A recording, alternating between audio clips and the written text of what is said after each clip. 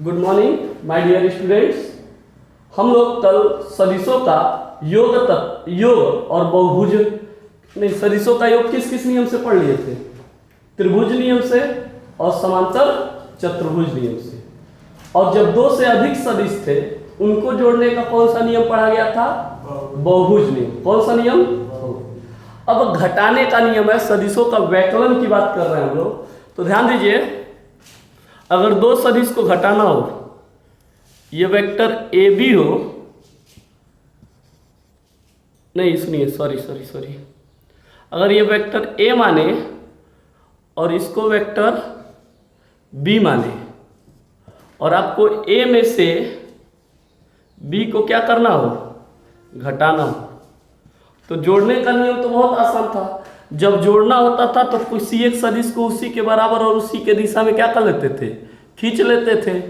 उसके शीर्ष पे दूसरे का पुच्छ रख के खींच लेते थे और पहले के पुच्छ से दूसरे के शीर्ष को क्या करेंगे? मिला देंगे। तो यही सदिशों का क्या कहलाता था? योग। लेकिन हमें बात करना वैकलन की, घटाने की, तो जोड़ नहीं बात करना, हमको घटाने की बात करना है। तो ध्यान दीजिएगा जरा, a माइनस बी की बात करना है। a minus B. एक बात बताइए शुभम, क्या हम इसको वेक्टर a, ये जो माइनस है उसको हम ऐसे लिख सकते हैं प्लस माइनस वेक्टर b लिख सकते हैं कि नहीं लिख सकते हैं? बोलिए भाई। Plus minus. अब अगर देखें हम लोग तो ये घटाना रह ही नहीं गया। आपको वेक्टर ए में जोड़ना है किसको? Minus vector B. तो अगर बी यह है तो माइनस वेक्टर बी किधर होगा भाई? उसी के बराबर और उसके विपरीत दिशा में। अगर ये बी है तो ये क्या होगा? Minus vector B. हो गया ना? अब हम क्या करें? ए माइनस बी करना है तो हम ए में माइनस बी को क्या कर दें? जोड़ दें। और जोड़ने का नियम पता है, पहले सदिश को उसी के बराबर क्या कर लेंगे? खींच लेंगे। उसी के बराबर और उसी के दिशा में खींच लेंगे ना। अब दूसरे सदिश, या दूसरा सदिश क्या बी है कि माइनस बी है? Minus B. तो माइनस बी के पुच्छ को रखकर दूसरे के पहले के शीर्ष पे और उसी के बराबर तथा उसी दिशा में क्या कर लेंगे? खींच लेंगे। अब पहले के पुच्छ से दूसरे के शीर्ष को मिला देंगे तो यही सदिशों का क्या कहलाएगा? योग। तो किसका किसका योग? वेक्टर ए में जोड़ना है माइनस वेक्टर बी को। समझ गया कि नहीं समझे? वेक्टर ए में जोड़ना है किसको? तो आपने क्या समझा? आपने यही समझा कि दो सदिशों को घटाने के लिए, जिस सदिश को घटाना है उसका विपरीत सदिश लिख लेंगे और त्रिभुज नियम के अनुसार विपरीत सदिश को जोड़ देंगे। तो हमें दो सदिशों का क्या निकल जाएगा? अंतर। क्या निकल जाएगा? अंतर। तो याद रहे, कभी भी घटाना है तो आपको जो सदिश घटाना है उसका विपरीत सदिश निकालना पड़ेगा। उसका क्या निकालना पड़ेगा? अगर यही कहता कि b माइनस ए बताइए, b माइनस ए, तो b तो हमको पता है, तो उसी के बराबर और उसी के दिशा में क्या कर लेंगे? खींच लेंगे। बोलिए भाई। अब माइनस ए करना है तो ए तो इधर है, तो माइनस ए इधर हो जाएगा कि नहीं हो जाएगा? कोई दिक्कत है? ये क्या हो जाएगा? माइनस ए। अब इसके पुच्छ को यहाँ रख के इसी के बराबर और इसी के दिशा में क्या कर लेंगे? खींच लेंगे। ये माइनस ए हो जाएगा। पुच्छ से, पहले के पुच्छ से दूसरे के शीर्ष को मिला देंगे तो यही हो जाएगा बी माइनस ए। तो क्या क्लियर हुआ मेरे भाई?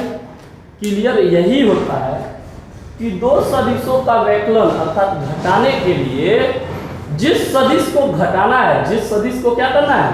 घटाना है, उसका हम क्या कर लेंगे? विपरीत सदिश निकालेंगे। क्या निकालेंगे? बी घटाना है तो माइनस बी निकालेंगे, ए घटाना है तो माइनस ए। और जैसे पहले त्रिभुज के नियम से जोड़ते थे वैसे अब भी क्या करेंगे? त्रिभुज के नियम से ही जोड़ देंगे। क्लियर हो गया? तो लिख लीजिए जरा, तो लिखिए सदिशों के वैकलन में दो सदिशों का वैकलन ज्ञात करने के लिए दो सदिशों का वैकलन ज्ञात करने के लिए सर्वप्रथम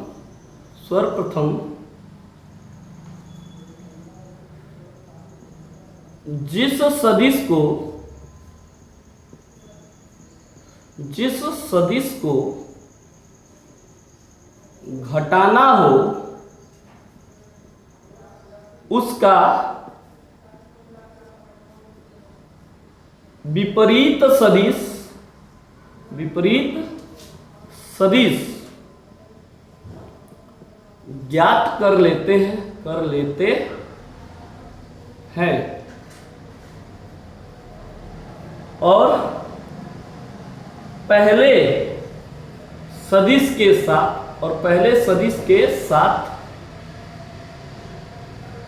विपरीत सदिश को त्रिभुज नियम से जोड़ देते हैं। यही उसका क्या होता है? वैकलन। यही उसका क्या होता है बच्चों? वैकलन होता है। क्या होता है? वैकलन। जल्दी से नोट करें और फिगर मन करे तो आप बना सकते हैं। ऊपर वाला a माइनस बी है, नीचे वाला b माइनस a। फिगर छोटा बड़ा हो गया है, लेकिन साइज आप जानते हैं, जो दिया रहेगा उसी के बराबर खींचना है। समझ गया कि नहीं समझे? ऊपर वाला क्या है? ये वाला किसको बता रहा है? ए तो उसी डायरेक्शन में खींचे बी, ए माइनस बी को बता रहा है। ये किसको बता रहा है? ए माइनस बी को। और ये किसको बता रहा है? बी माइनस ए को। जल्दी नोट करें आप लोग। आइए हम कुछ महत्वपूर्ण बिंदु को देख लेते हैं, समझिएगा। ये वेक्टर क्या है भाई? A B. क्या है? A B. अगर सेम इसी के परिमाण के बराबर और बस दिशा बदल दें तो ये पॉइंट तो बी ही है, ये पॉइंट ए ही है। बोलिए, ये कौन सा सदिश है? Vector A B. यह वेक्टर बी ए है। कौन सा? उच्च से शीर्ष की ओर बी। लेकिन दोनों बराबर है, दिशा केवल क्या है? दोनों बराबर है कि नहीं है? तो वेक्टर ए बी बराबर है वेक्टर बी, लेकिन केवल परिमाण बराबर है, दिशा क्या है? विपरीत। तो इधर को प्लस मानेंगे तो इधर को क्या मानना पड़ेगा? माइनस। बात क्लियर है? कभी भी दिशा चेंज करते हैं आप तो आगे क्या आ जाएगा? माइनस। एक बात क्लियर हो गया। दूसरी एक बात बताए थे आप लोग को, दूसरा पॉइंट नोट पॉइंट में। पहला पॉइंट हो गया, दूसरा पॉइंट बताए थे कि वो तो अलग बात है कि ये वेक्टर ए बी है और ये वेक्टर बी सी है। तो वेक्टर ए बी और वेक्टर बी सी को आपको जोड़ना है, वेक्टर ए बी और वेक्टर बी सी। तो त्रिभुज नियम यही कहता था ना, पहले के शीर्ष पे दूसरे के पुच्छ को जोड़ रख देंगे और पहले के पुच्छ से दूसरे के शीर्ष को मिलाएंगे तो यही उसका क्या कहलाएगा? योग। तो योग क्या निकला है? ए बी और बी सी, ए बी और बी सी का योग क्या निकल के आया है? ए सी। क्या निकल के आया है? ए सी। तो आप देख रहे होंगे पहले का दूसरा, पहले का और दूसरे का पहला बराबर है कि नहीं है? जब बराबर होता तो वो गायब हो जाता और ए सी बचता है। क्या बचता है? क्लियर है? बोलिए भाई। उसके अलावा भी हमें कुछ और बातें करनी है तो थोड़ा सा देखते रहिए। हाँ, थोड़ा सा योग में दो प्रॉपर्टी और देख लीजिए। तीसरा पॉइंट योग में जरा ध्यान दीजिएगा, क्रम विनिमय नियम की बात कर रहे हैं। क्रम विनिमय नियम, क्रम विनिमय नियम की बात कर रहे हैं। तो जैसा कि जानते हैं आप, ए में बी को जोड़े या बी में ए को जोड़े सेम होता है, उसी प्रकार वेक्टर ए में वेक्टर बी को जोड़े या वेक्टर बी में वेक्टर ए को जोड़े तब भी सेम होगा। यानी कि दो सदिश सदैव क्रम विनिमय नियम का पालन करते हैं। चाहे ए बी में बी सी को जोड़िए, चाहे बी सी में ए बी को जोड़िए, बात वही होना है। आइए देख लेते हैं, आइए देख लेते हैं। मान लीजिए ये रहा आपका वेक्टर ए, ये क्या है वेक्टर ए, और ये रहा आपका वेक्टर बी। कोई दिक्कत? तो चलिए पहले ए को जोड़ते हैं, ए प्लस बी निकालते हैं, ए प्लस बी। एक बात बताइएगा, पहले ए और प्लस बी निकालने के लिए वेक्टर ए को उसी के बराबर और उसी के दिशा में खींच लेंगे। बोलिए भाई, कोई दिक्कत? नहीं दिख रहा है क्या?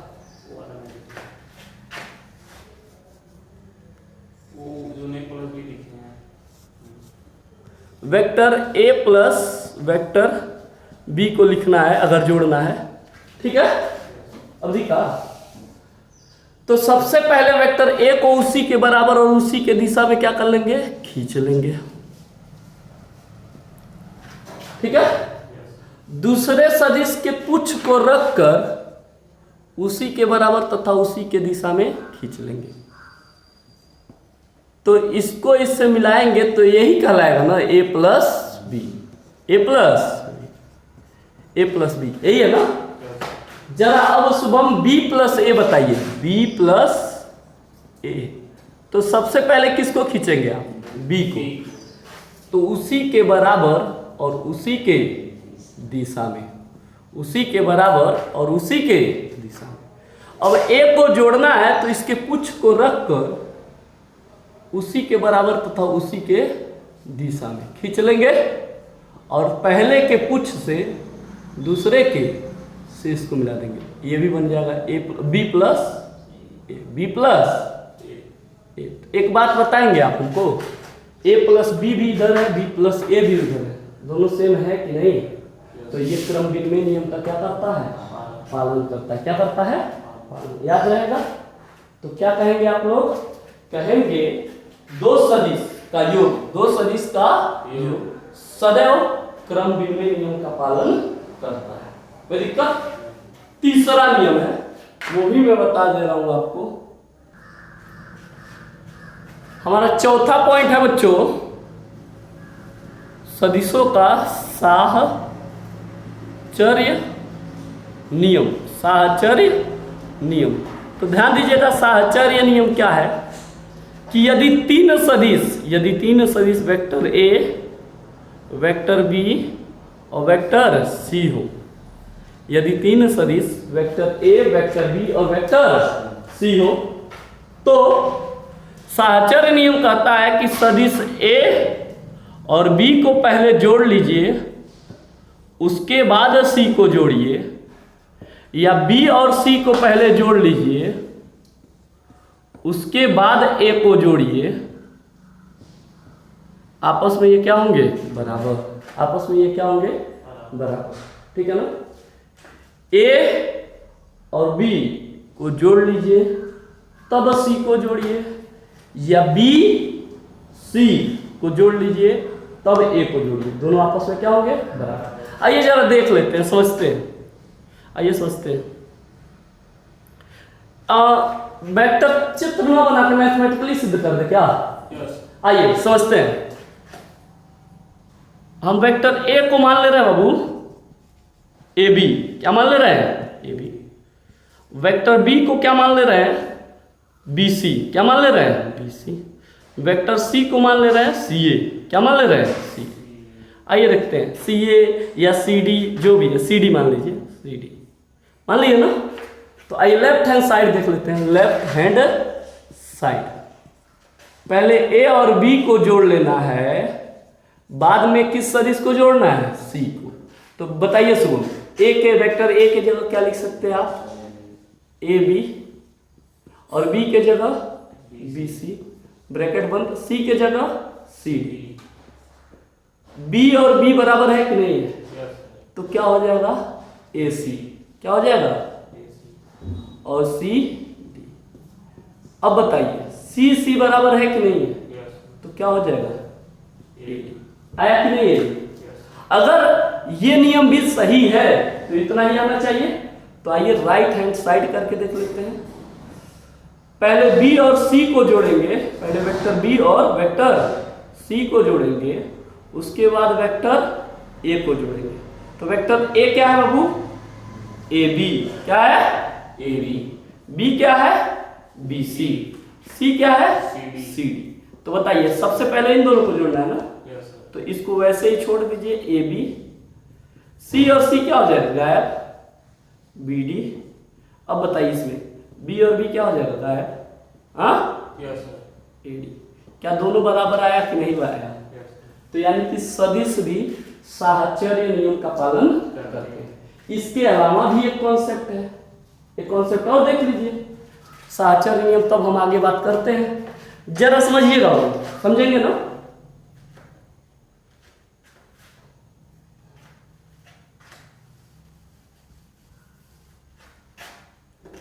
हमने यही माना था ना, वेक्टर ए बराबर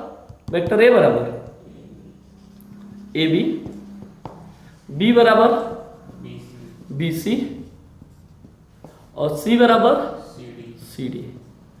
तो आपको याद है यही करना है, ए प्लस बी, उसके बाद क्या करना है? सी। ए के जगह आप क्या लिखेंगे? A B. बी के जगह बी सी। सी के जगह सी डी। ठीक है। अच्छा आपको याद है, इसको लिखना चाहे तो हम ऐसे लिख सकते हैं, अंतिम स्थिति माइनस प्रारंभिक स्थिति। बताए थे कि नहीं बताए थे? और इसको लिखना चाहे तो लिख सकते हैं अंतिम स्थिति माइनस प्रारंभिक स्थिति। बताए थे? C D. तो बताइए कुछ कट रहा है, ओबी से ओबी, ये बच्चा माइनस ओ ए और ये बच्चा ओ सी। अब सी डी को क्या लिख सकते हैं? अंतिम स्थिति माइनस प्रारंभिक स्थिति। ये कट गया, बोलो भाई। इसको क्या लिखोगे? ओडी माइनस ओ ए। ओडी माइनस, बताओ, ए भी तो है अंतिम स्थिति माइनस प्रारंभिक, तो इसको लिख सकते हो ए बी। लिख सकते हो कि नहीं? अंतिम स्थिति माइनस प्रारंभिक। इन ऐसे दूसरा निकालोगे, आ जाएगा ना। तो अब हम लोग प्रश्नावली 10B की शुरुआत करने जा रहे हैं, जो अगले वीडियो में मिलेगा।